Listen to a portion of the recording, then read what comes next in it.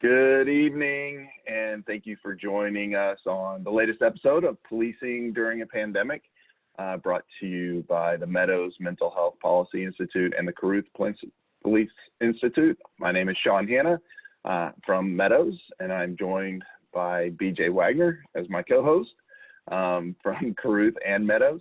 And before we jump into me introducing the chiefs, I just want to do a little bit of housekeeping to make it easier for you to view and just understand how we're going to use the Zoom technology for this. So first off, if you go in the upper right corner and you can see speaker view, I would suggest that you click on that so that it's just the easiest way to see it, whoever's talking at that time, which will mostly be the chiefs. And then we're going to be using the chat feature and the Q&A feature. Both of those. So with the chat feature, only the panelists, the four of us, will be able to see what you put into the chat. We do that to just eliminate Zoom bombing and inappropriate comments from people, because this is an open forum and anybody can join. So if anybody puts that in, we're just going to ignore it like it never happened. But feel free to put whatever you want into the chat, and then we'll share some of your comments. And if you do, please let us know. If you put it into the chat and you came in here using your actual name, let us know if it's okay for BJ to use your name when she's sharing with whatever you put in the chat. And then also with the Q&A, there is an option to put questions in anonymously. Feel free to do that. And if you have specific questions that you want to make sure that we answer and they don't get lost in the chat stuff, please put them over in the Q&A, because that functionality really keeps it clean for us to make sure that we can hit all your questions. Without further ado, I'd like to go ahead and introduce our guests for this evening. We are joined by Irving Police Chief Jeff Spivey and Rockport Police Chief Greg Stevens. Chief Spivey began his career with the Irving Police Department in 1986 as a public service officer and worked his way through the ranks, serving or supervising in all areas of the department. He was appointed police chief in March of 2017. Chief Spivey holds a master's degree from Sam Houston State University. He's a graduate of the 252nd session of the FBI National Academy, the Senior Management Institute for Police, and the Leadership Command College.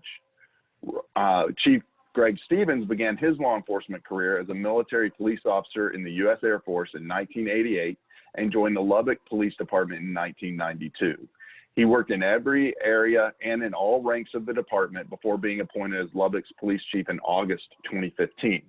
Chief Stevens retired from the Lubbock Police Department in May 2019 and has served as a Rockport police chief since June 2019.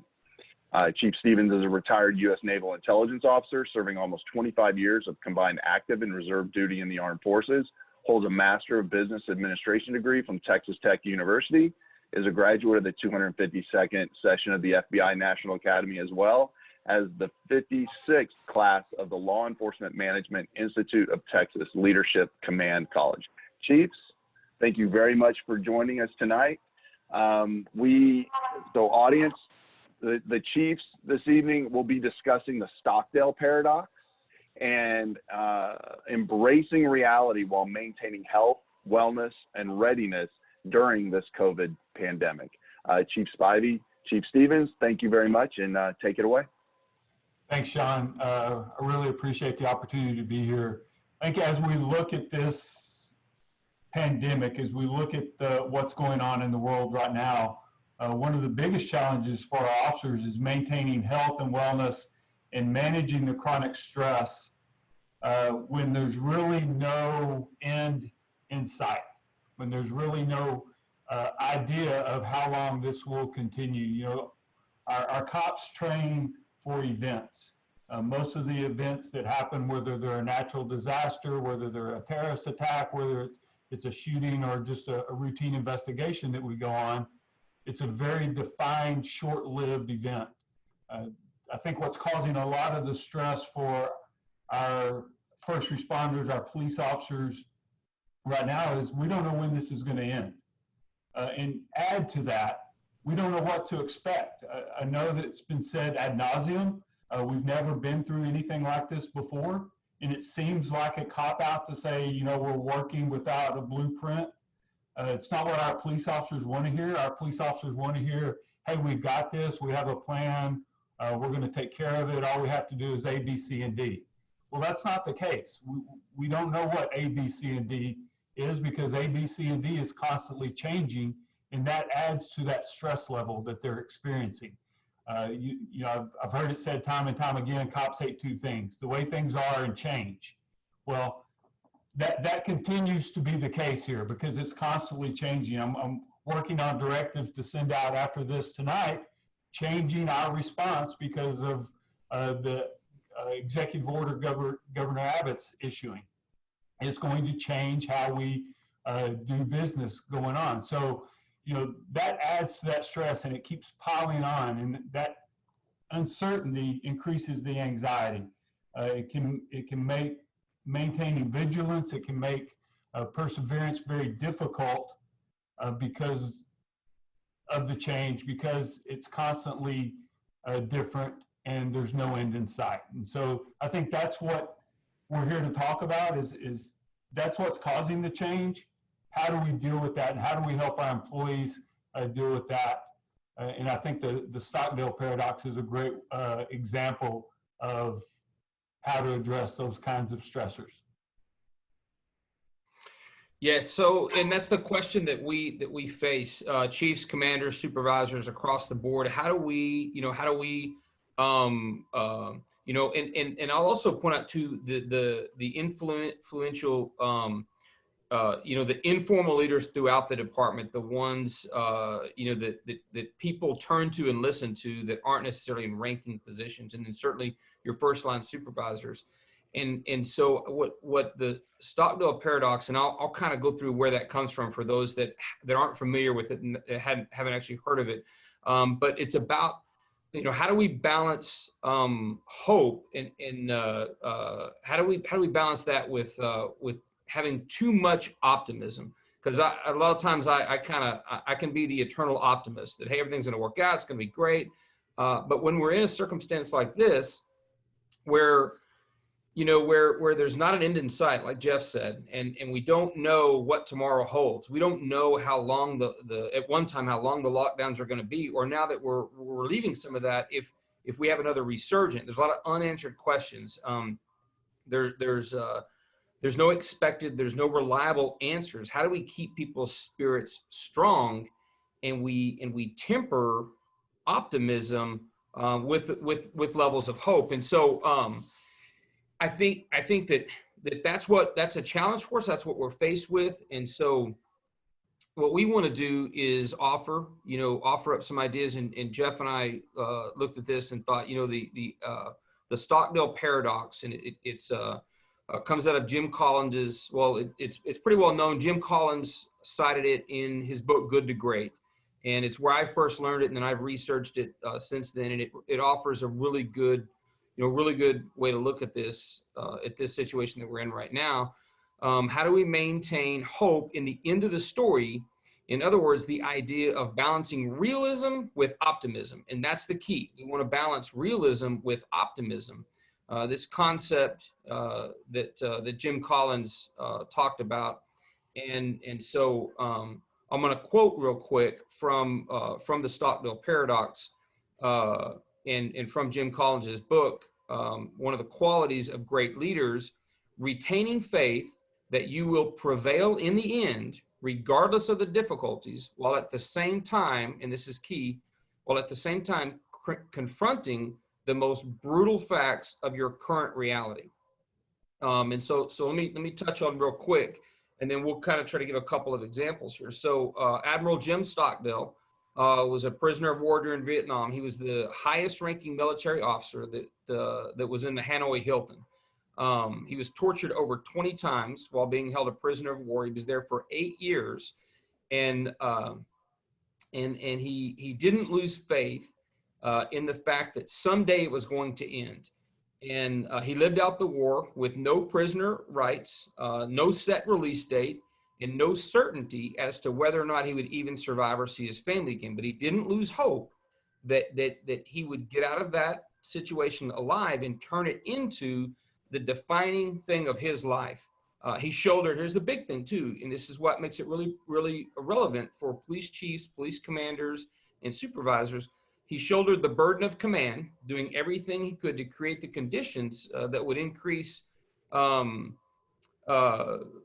number of prisoners that would survive unbroken, and he all while fighting an internal war against the captors that he had. And so we'll go over that more as we go along during the hour, but he's faced with, while serving this 8-year time frame, while he's repeatedly tortured, and how does he not lose faith that this will be over someday, but he's got to confront the fact, the brutal reality. I'm a prisoner of war. It is what it is, and I've just got to cope with this day in and day out.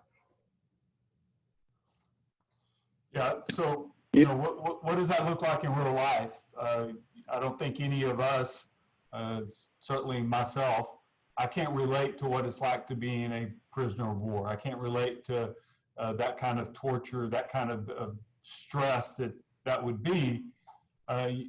So as I thought about that and how I relate that to this event that we're doing tonight is, you know, one of the things that I took away from the police academy as a young police officer was I had an instructor tell me that I needed to role play different events, different scenarios in my head, so that if I ever found myself in one of those scenarios, that, you know, I pictured myself winning that event. And so if I found myself in a life or death struggle, if I found myself walking into 7-Eleven in the middle of the night and walking on a robbery, how are you going to respond so that it becomes automatic and that you have that vision of yourself winning that fight?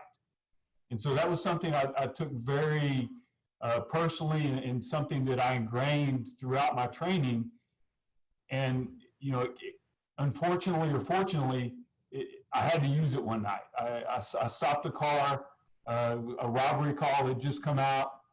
I stopped the car up on the highway. The suspect immediately gets out of the car, and I know as soon as I see him that he's the suspect. I mean, it matches perfectly. You don't ever get those kinds of suspect descriptions that are so perfect, but this one was. And as soon as he got out, I thought, uh-oh, this is the guy. This is going to get real in a hurry. And it did. He broke and ran, foot chase. I caught him. I'd lost my radio during the foot chase, so although everybody knew that I was in a foot chase and where it started from, nobody knew which direction it went or where I was. And I ended up in a ditch alongside the freeway, a quarter mile or more from where my car was, and in a fight for my life. The suspect was able to get my gun from my holster while I was trying to arrest him, and we're fighting over my Beretta 92.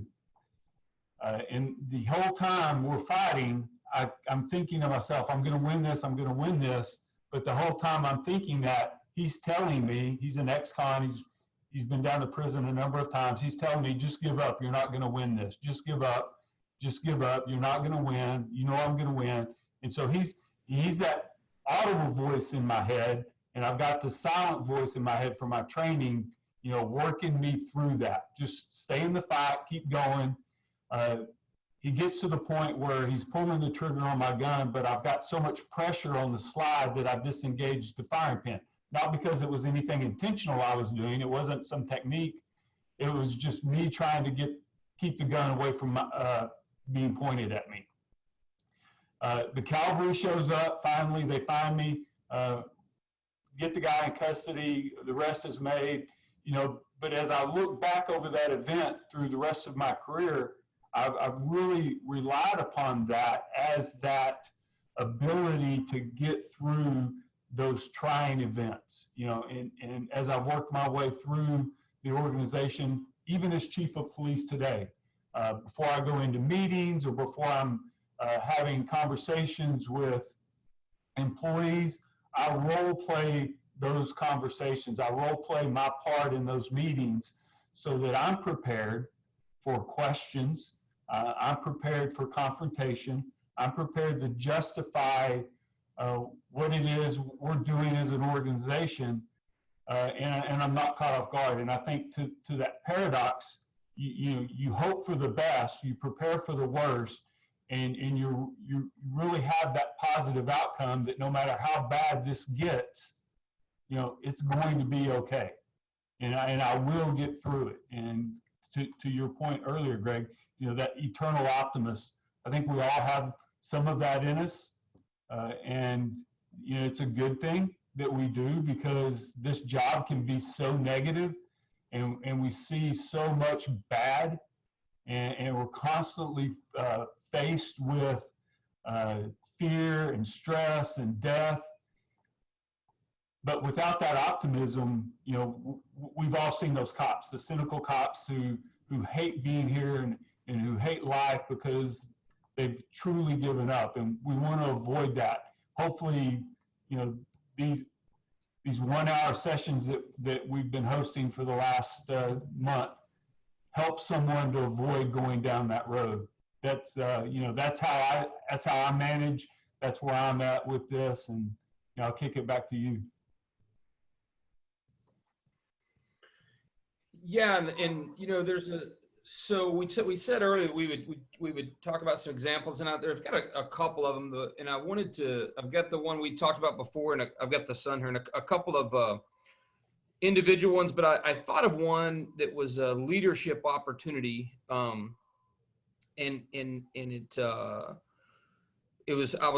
it's not law enforcement related. I deployed in about 2012, in my job in the Navy at the time. I was a collateral damage expert, and so I've got a team of young enlisted guys, and as we're doing our work, we had a bad collateral damage incident, and it was a bad situation, and there was an Inspector General's investigation of it, and so and it was going to last as long as it lasted, and there was no way out of that, and it was stressful with the and all of these guys, and quite frankly me as well. We're wondering, well, the worst case scenario, we're going to go to jail.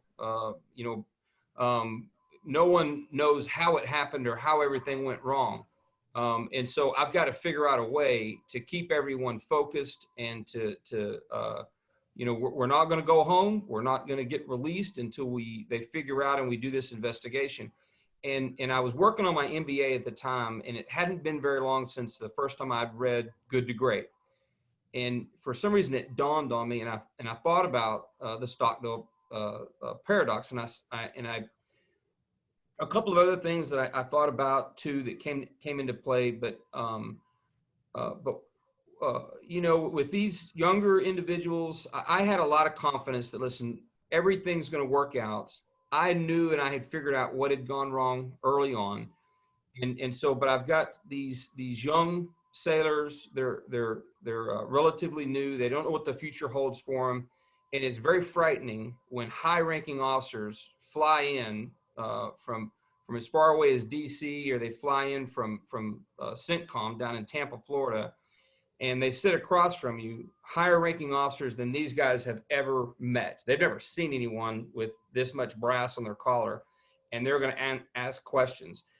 And the takeaway from the Stockdale Paradox is that you've got to have faith in the truth, in the reality of it. And you've got to face the fact that, look, we had a collateral damage incident. It happened. So what really helped, and they would ask me, well, do you think they're going to come and talk to us? It'll be this week. Surely, I'm going to be this week. And I had to remind them, I don't know. It may or may not be. And even if they talk to us this week, that doesn't mean we're going to get answers or be released back to duty until next week or the week after or the week after.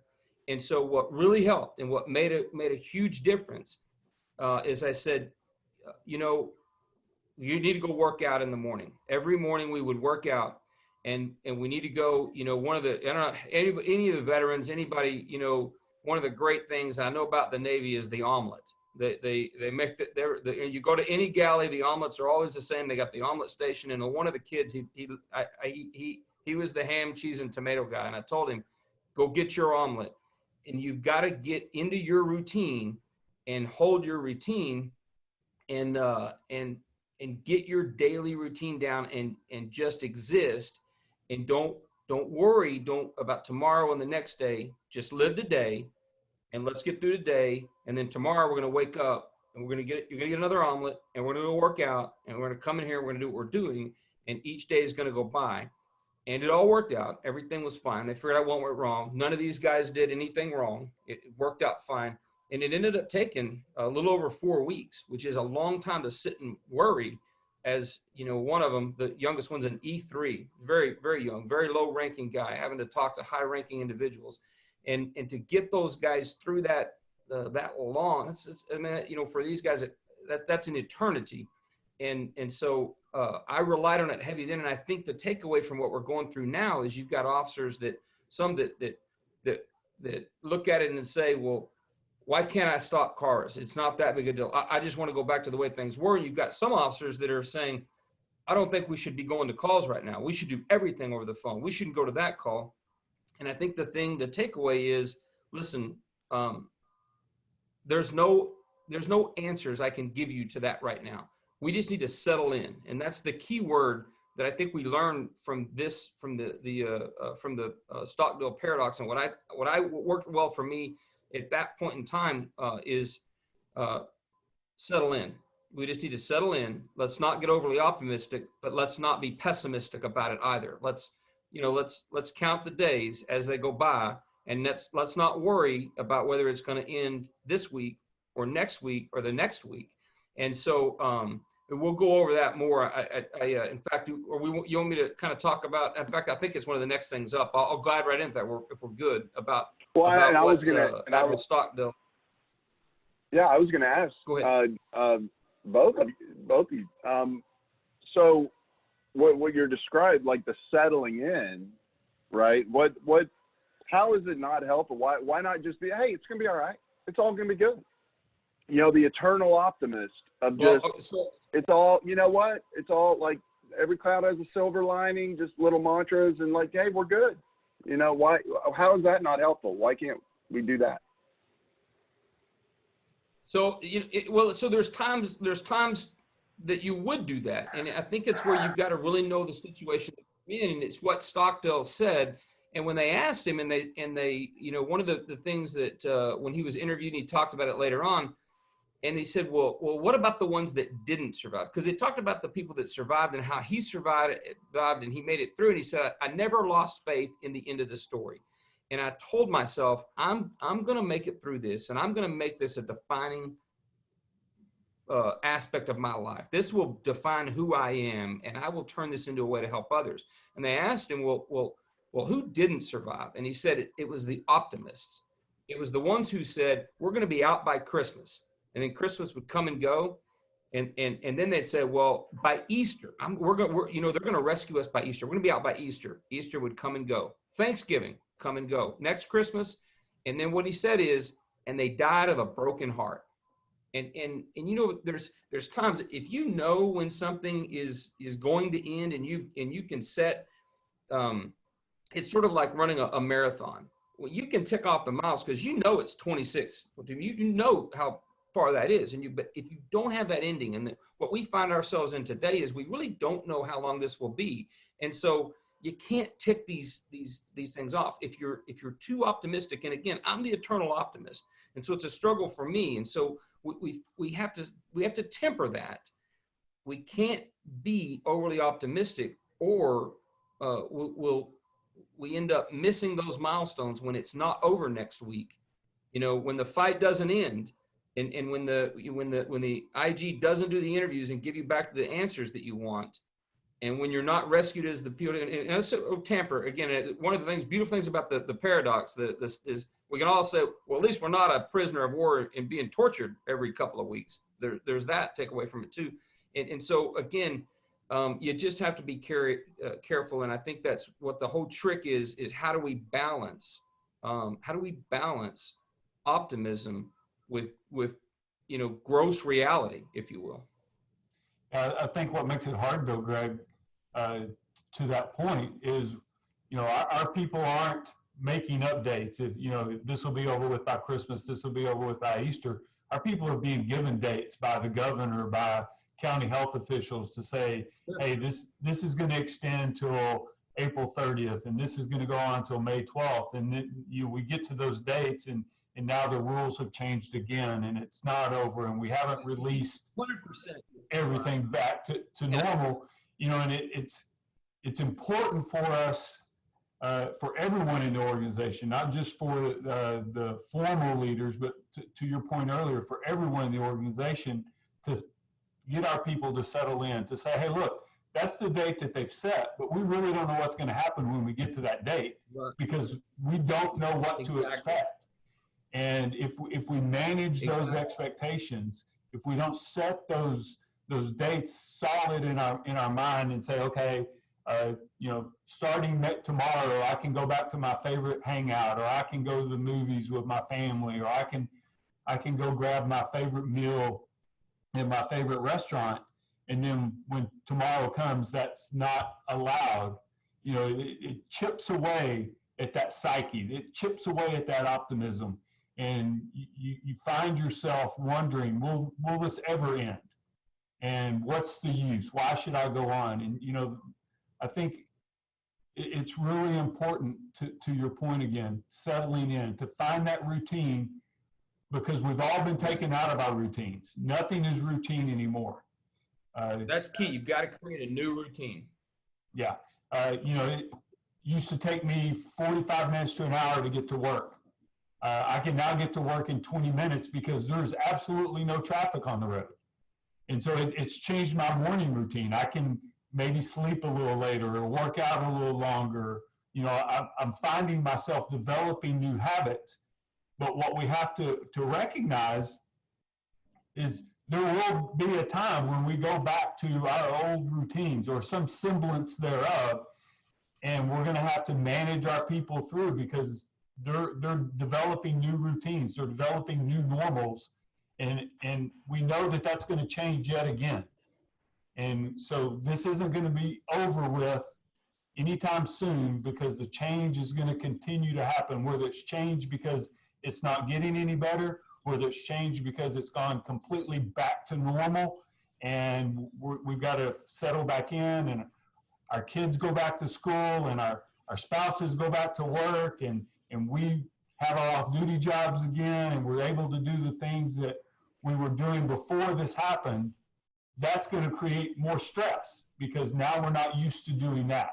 And how do we manage that when everybody says, well, you're back to normal, why are you stressing out about that?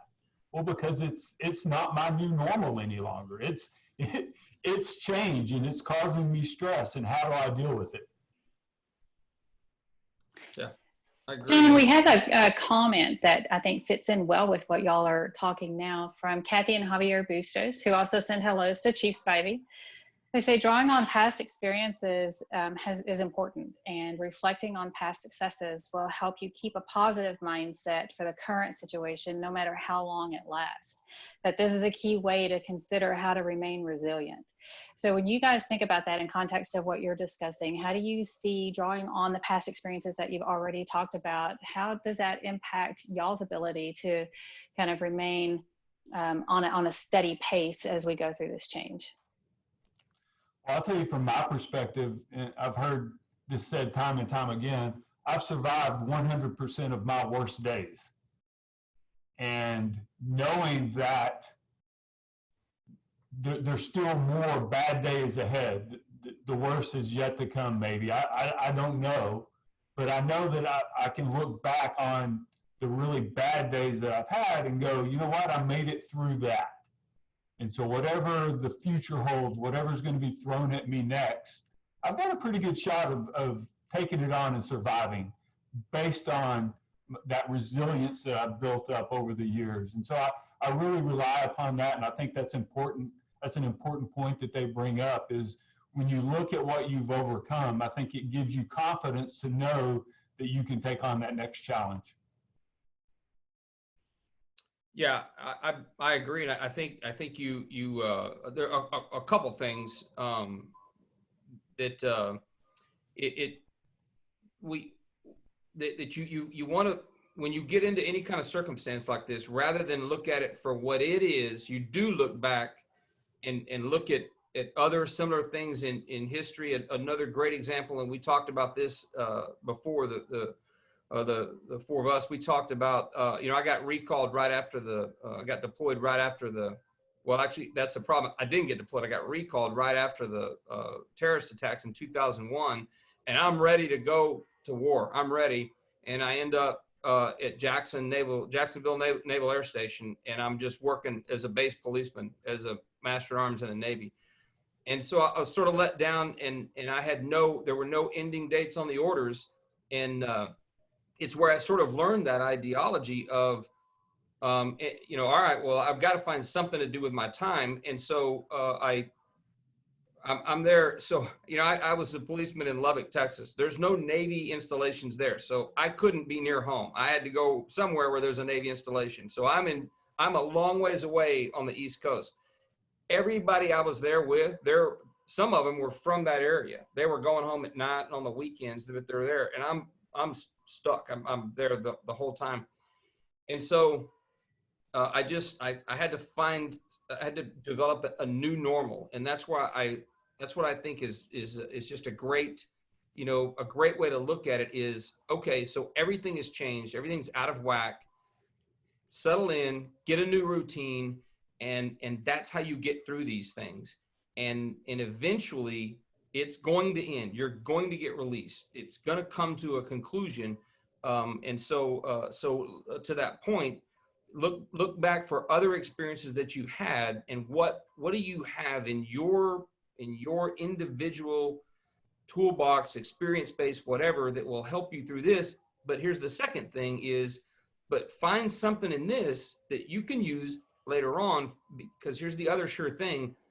Something else is going to befall us down the road. Something else that we've not experienced, we've not been through. There'll be something new, and maybe it's next year, maybe it's 5 years, who knows when it is, but something else will hit law enforcement right in the face. It'll hit first responders, and we'll all stand around for a couple of minutes thinking, what in the world do I do with this? But what I know about law enforcement, we're going to click into action pretty quick. And so the two things I'll offer is, to that point, look back in your previous experiences, bring those to bear, but whatever we're experiencing right now, get the takeaways. Find the few things that we're doing right now that are going to help us for the next event. Yeah, I got a question I'd like to throw out there. When we're talking about, the resilience and not knowing when something is going to end, so you can't really put that end date on it, but keeping the faith that it is going to end at some point. So holding on to that. And what y'all made me think about was when I was in the Navy, I had a good friend of mine that was a Navy SEAL, and we would talk about the training he went through to become a SEAL and all that, and the 75% attrition rate, right, of completing the SEAL training. And I would say, yeah, I can imagine, these long mile run, people just had enough. And he goes, no, people don't quit in the middle of an evolution. Like when it's the hardest, the coldest, the wettest, that's not when they quit. It's when they would go in and get chow. They go in and get chow, they get a little bit warm, they get a little bit of food in them, and then the instructors go, let's go, we're going back out. And they go, you know what, I'm not going back out. So how do you, and the Navy doesn't train SEALs to have that mindset. It eliminates the people that don't have it, right? So when we're talking about people that are having a struggle and they want to build that skill set, they want to start layering on some resiliency that might have been chipped away, and we're talking about an extended period of time where we don't know when the end is going to come. How do we keep people in the fight? What's the advice? I love the, obviously having a routine, establishing a routine, so that there's some normalcy in life. The exercise, you brought up part of both, your routines, the exercise. What other advice would you have on that? Greg, you want to go? Sure. So, I'll tell you that the main thing that I'll tell you is it sort of starts, today to prepare for down the road. And I can't remember when it was, BJ, that you and I had a conversation about this. It's been a while back, maybe last time we were in Huntsville, we talked about, because it goes more than just exercise routines and things like that. It's the overall wellness concept. In other words, to have everything in order, and I mean from I'll throw, you know, obviously psychological health, but financial health, nutritional wellness, all take any aspect of life and then put the word wellness after it. Family wellness, spiritual wellness, whatever it is, the more that we can be doing today. And that's why I love this, you know, what we're doing here today is the more that we can get officers and all officers, all first responders to begin to focus on all of these different facets of their life from that perspective of wellness.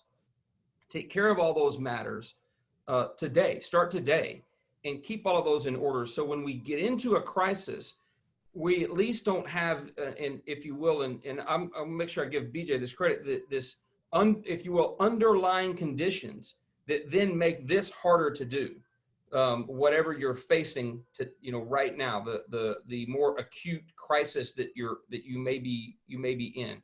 And I think that's the key thing. But here's the fact that I know is that when we get into these circumstances, not everybody is going to be as prepared as we'd like for them to be. I've certainly, you know, have found myself in those situations, and everybody is going to. And so sort of, I think to your point is, we've got, you know, we as leaders, we've got to find ways to watch our folks, look for those ones that are having trouble, and before we do send them back out, check on them. And if there's going to be an issue, if we can see that, we have to pay attention to that, and find ways, you know, that we can, if there's a more opportunity to pull them back, take care of them a little bit more, send someone up instead, whatever it may be. I think it's a thing where we've got to make sure that we're focusing on our people and knowing them well enough to see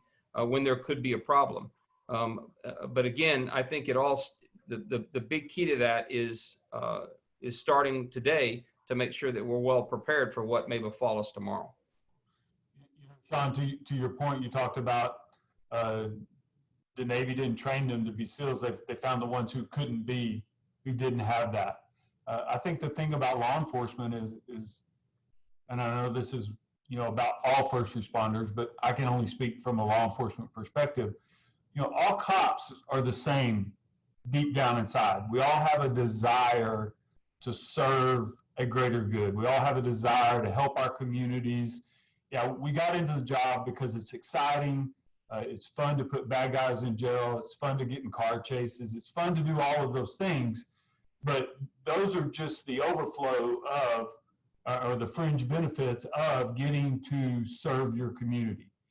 And so what I've seen throughout this ordeal for the last now 8 or 9 weeks, you know, our police officers are showing up every day to work. We don't have anybody asking to take off. We don't have people calling in sick. And I think it really highlights, events like this highlight that drive, that desire to serve. And what we're seeing then from our community is we go 3 and 4 days a week with community groups, with businesses bringing in food, bringing in mass donations. The community support that this has given us is just over the top, and it's always been there. This just has allowed them to express it in a different way. And when our employees see that, I think that even motivates them more to, hey, you know, what I'm doing is really appreciated. And so it just feeds that value that they have to give back, because they're seeing that what they're doing isn't being just pushed aside. It's really being appreciated, and they want to honor that service that our employees are giving. And so our employees feed off of that, and they want to serve more, and they want to do better because they're getting that respect, they're getting that recognition. And I think that helps them from a mental standpoint. To Greg's point, the mental wellness, you know, it's hard to do a really difficult job when you don't think anybody appreciates it. It's a lot easier to do that job when you see people really rallying around you, showing that appreciation of going, hey, I know what you're doing is taking a toll on you, keep it up. We got your back. And I think that's a really powerful message. And cops, We have cops I was going to say, real quick, cops are funny. They what they pay, and I'm the same way. And I think what I'm going to do is send a couple of them to barber college. So if they close down barbershops again, because we're pretty close to cutting each other's hair during this particular situation. Again, it's all about preparedness. So that's a key thing, I think. You know what? And to that point, it's funny because I've talked about the directive I'm sending out in a little bit. Part of that directive is, hey, I'm suspending our personal grooming standard as it relates to hair length, because that's causing some stress for our employees. They're like, I'm going to be out of policy because I can't go get a haircut. It looks like it's going to be at least another 3 weeks before they can. Lord knows mine's getting way too long, and I'm feeling uncomfortable about it. But I think just doing little things like that, doing things like that helps relieve that stress and gives them a sense of peace to do their job. We have a couple of comments. I want to read them out of order because I think that this first one I'm going to read is right on topic with what you guys were talking about before we talked about Barber College. This is from Officer Emmanuel Shepard out of Houston, and he wants to know, how do you get officers to buy in to seriously taking care of their mental health during this pandemic? Well, I think you have to start long before this pandemic started. You had to start from day one of that employee's time with the organization, or if you couldn't start then, you had to start day one with when you took over as the boss, or you took over as that person's supervisor. You have to start building that importance. You have to start building that credibility from that very first moment, because now coming to our employees going, hey, we're really worried about your mental health, is going to seem disingenuous. Well, if you're worried about my mental health now, why weren't you worried about it 12 weeks ago when I was out on that fatal accident, or was involved in that shooting? Why suddenly do you have this concern? So I think it's important, if you're going to get that buy-in, you have to start immediately, and you have to be genuine. You have to be out front. You have to be preaching it day in and day out. You really have to live it. You just can't talk it. Real quick, Jeff, and that's exactly right. And I think that we as an industry need to focus on, in the academy, beginning again, like I said before, this overall wellness of the human, and it's every aspect of life. And one of the best, I came up with a great analogy once I got down to the coast, is the island style homes. And if Officer Manny's from Houston, I'm sure he goes down near Galveston, he knows exactly what I'm talking about. So you've got these houses up on stilts. So when the floods come, your hurricanes come, you're good. And if any one of those stilts is missing, you're probably going to be okay. If another one's missing, maybe. But when you start missing too many stilts, that house, it's gonna begin to topple, and it's not going to be able to stand up. And so a stilted house is the best way to look at that foundation of the whole person that is the police officer. And so much of that comes into our psychological well-being, our mental health. And so if they've got financial problems that they're dealing with, the family problems they're dealing with, all of these things is going to impact their psychological well-being. And so starting from the academy, if we can begin to look at this overall culture of wellness, if you will, and make it ingrained throughout the police department to help rookies understand, start saving money right now, eat right, keep working out, all of these things, and do wellness checks throughout their career, so that, the only time that we send people to go and talk to a psychologist is after they've been involved in a critical incident. They've been in a shooting or a number of things. Why would we not do that on a more periodic basis, so that there's not the stigma attached where they have to go and say, I don't feel good, I want to talk to someone because I've got these thoughts or whatever. If we did that on a periodic basis, they could then bring it up on their own, and they didn't have to go ask for it. If we just said, because like most people agree that it's probably a good idea to have annual or semi-annual physical fitness standards. We don't argue when we go to the range once a year, twice a year, whatever. We do these requalifications. Well, why not go and let officers go and talk to psychologists just to check off, and not something that's a condition of employment, not anything like that, but an opportunity for them to go and check in on psychological wellness, on financial wellness. Offer them the opportunity to go and sit down with a financial counselor, every 6 months, every year, every 3 years, whatever it is. And same thing with nutrition specialists. Think of the cost savings we could have if we bring that into the department. And then when a pandemic hit, a hurricane comes through, whatever it is, I just think that's more back to the questions we've already had. That's what prepares us so that the officers, they can come in game one, because all the rest of the stuff in their life, it's solid, it's taken care of. They're not worried and concerned about that. Anyway. Let me read this comment. Again, I'm a little out of order for those of you who've sent us comments. Be patient. I want to keep this thread going before I get to the other comments. But we have an anonymous comment that asks, are there any suggestions for when a huge tragedy falls on top of COVID, when an agency is dealing with the current stressors of the COVID pandemic, but now has had an officer murdered on duty? Yeah, I think, that there are no easy answers for that.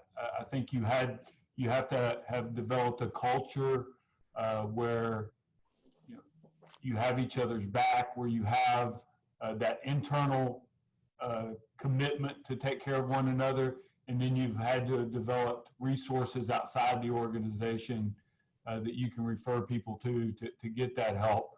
I think that's when we're at our best as police officers, is when we're in the middle of a battle and tragedy hits. We tend to rally around each other and lift each other up. It's when things are going really smoothly and we don't have any problems that we become that dysfunctional family that we're all familiar with, and we backbite each other and we spread rumors about each other. In the midst of those tragedies, we tend to circle the wagons and really take care of one another. But that has to start with a culture created in the organization of that kind of wellness, that kind of support, that kind of family, if you will. Comment from Christie Lee Rodriguez says, thank you for this time of sharing. As leaders, we need to take the time to talk with our staff face to face, just through instead of just through correspondence, that their personnel need to have the opportunity to share and respond with leaders. Incentives are also valuable tools. She's found a donor to get all of the employees a t-shirt honoring them and giving them recognition, because she wants everybody to feel appreciated. And Chief Gonzalez builds on that, saying one of the challenges that we have now as chiefs is monitoring our officers in a social distancing environment, that a random phone call has worked out great for him, just to say, hey, how are you doing and do you need anything? That's great advice. I'm a little late on reading Chief Harvey's comment. Andy, my apologies for keeping you pending for a while. He says, hopefully leaders have built trust and credibility prior to this time, because if they haven't, it's probably too late now.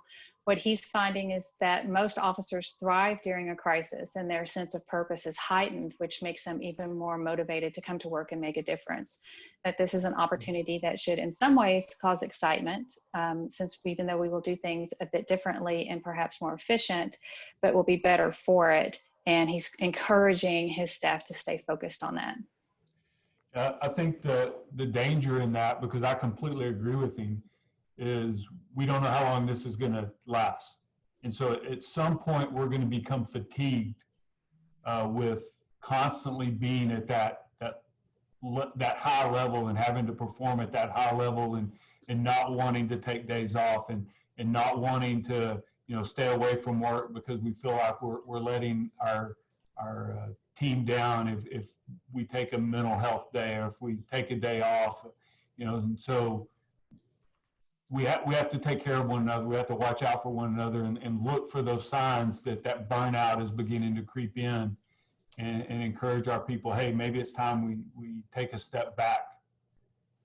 and catch a break or catch a breath, and get some internal wellness working. I remember, for people who weren't here in other weeks, I was never in law enforcement. I'm not.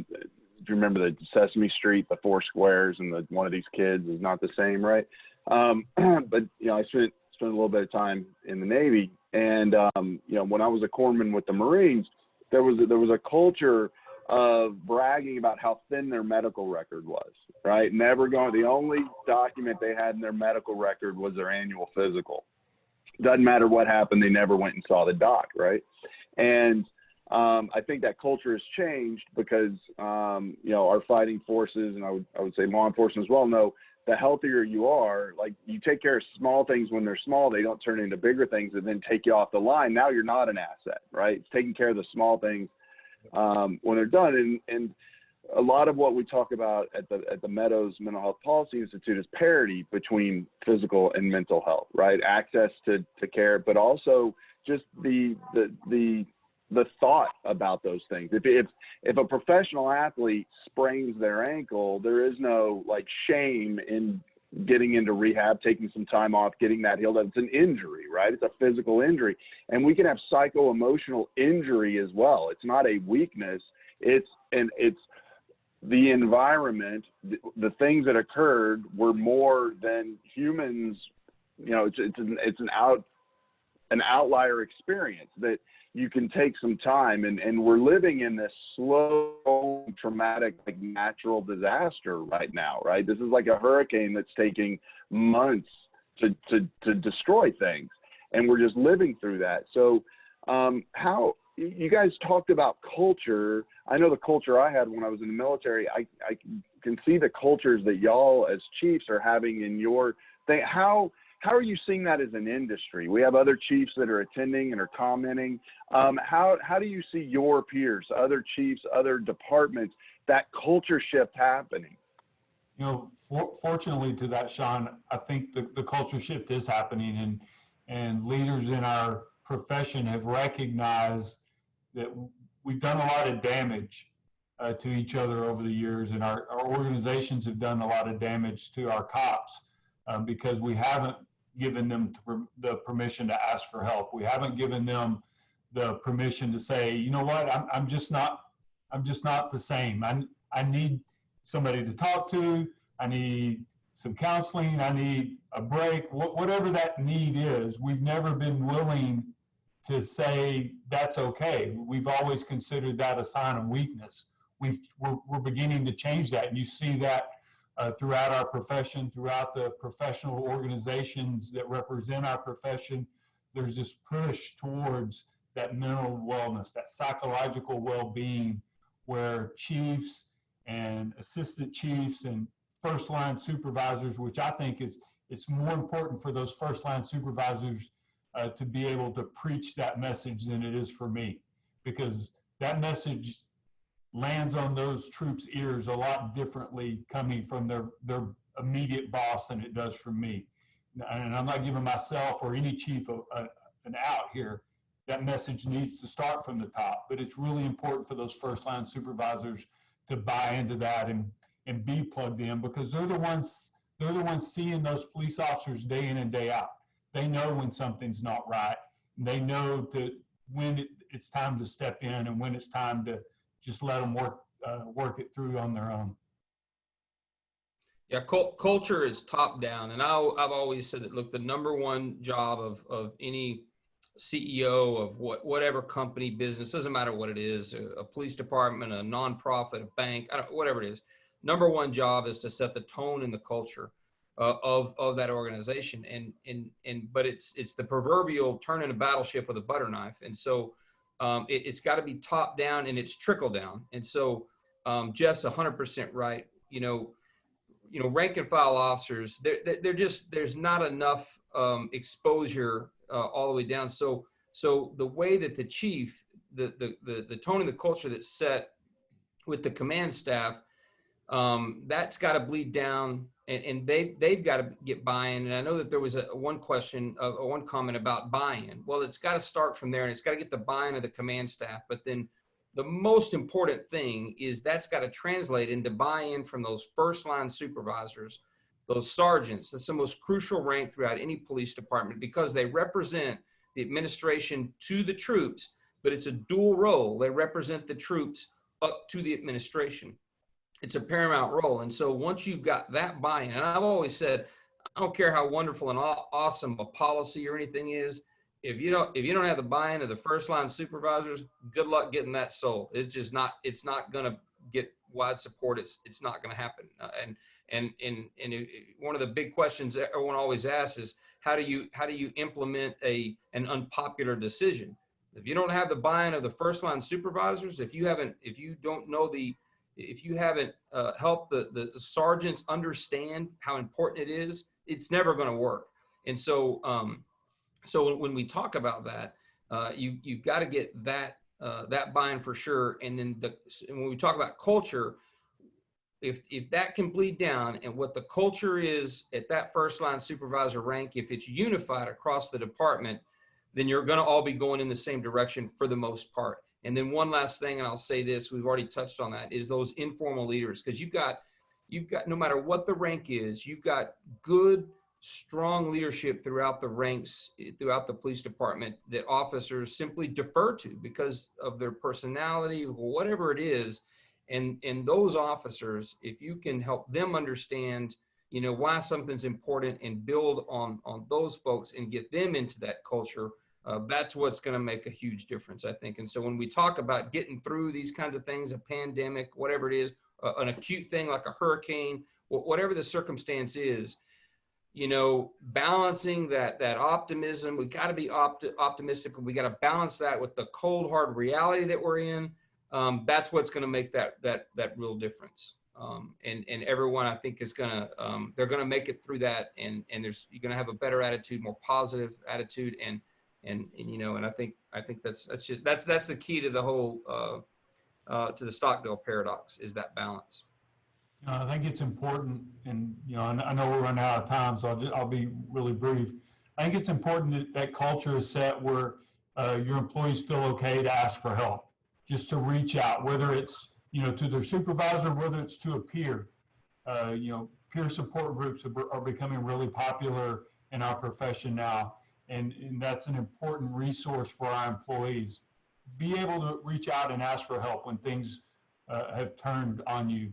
But also, there's a responsibility for you to check on your friends. Don't rely upon them to ask for help. Go to them and say, hey, is everything okay? You haven't seemed like yourself. That was a really tough call. You haven't had any days off in several months. Check on your friends, whether it's face-to-face, whether it's a phone call, whether it's a text message.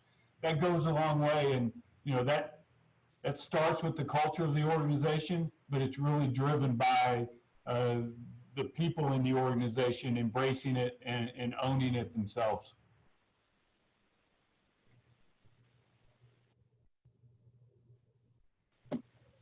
Sorry, I hit the wrong unmute button.